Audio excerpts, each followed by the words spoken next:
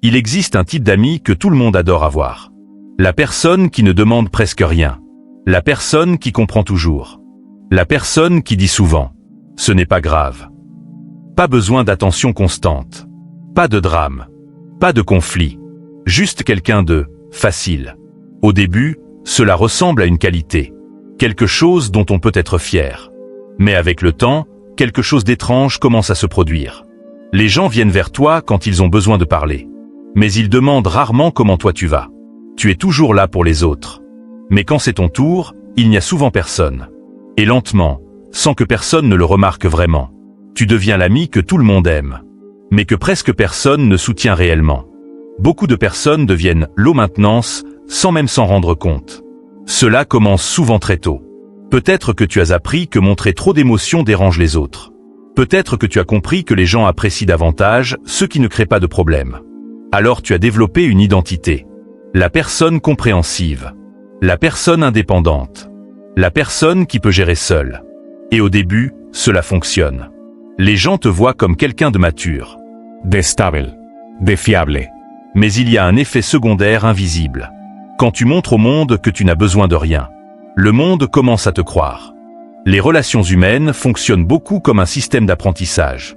Sans le vouloir, nous entraînons les autres à la façon de nous traiter. Quand quelqu'un t'annule au dernier moment et que tu réponds « pas de problème ». Quand quelqu'un oublie de prendre de tes nouvelles et que tu dis « je comprends, tu es occupé ».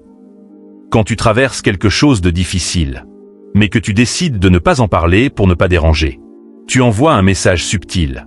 Un message que la plupart des gens ne questionnent jamais. Je vais bien tout seul.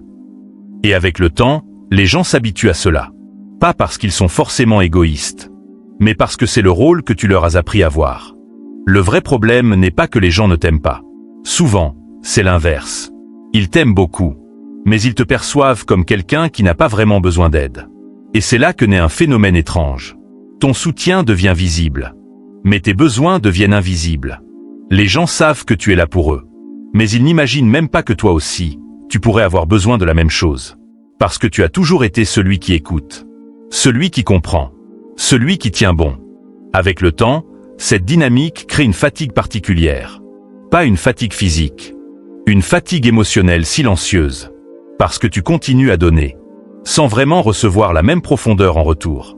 Mais le plus compliqué, c'est que tu te sens presque coupable de le ressentir. Après tout, tu es celui qui a choisi d'être facile. Tu es celui qui dit toujours que tout va bien. Alors tu continues à porter ce rôle. Même quand il commence à te peser. Beaucoup de personnes pensent que les autres devraient simplement deviner leurs besoins. Mais la vérité est plus inconfortable. Les gens lisent surtout les signaux que nous montrons clairement. Si quelqu'un semble toujours solide, toujours calme, toujours indépendant, la plupart des gens ne vont pas supposer qu'il souffre en silence. Pas parce qu'ils s'en fichent, mais parce que rien dans ton comportement ne leur a appris à regarder dans cette direction. Sortir de ce rôle ne signifie pas devenir dramatique, ni commencer à demander constamment de l'attention. Cela signifie simplement commencer à être un peu plus honnête. Dire parfois « en réalité, ça m'a un peu blessé » ou « j'aurais vraiment eu besoin de parler aujourd'hui ». Au début, cela peut sembler étrange. Parce que cela casse l'image que les gens ont de toi. Mais les relations profondes ne se construisent pas sur la perfection. Elles se construisent sur la vulnérabilité partagée. Être quelqu'un de facile à vivre n'est pas une mauvaise chose. Être compréhensif, être stable, être indépendant, ce sont de belles qualités. Mais elles deviennent dangereuses quand elles commencent à effacer tes propres besoins. Parce que personne ne mérite d'être l'ami qui soutient tout le monde. Tout en portant ses propres émotions seul.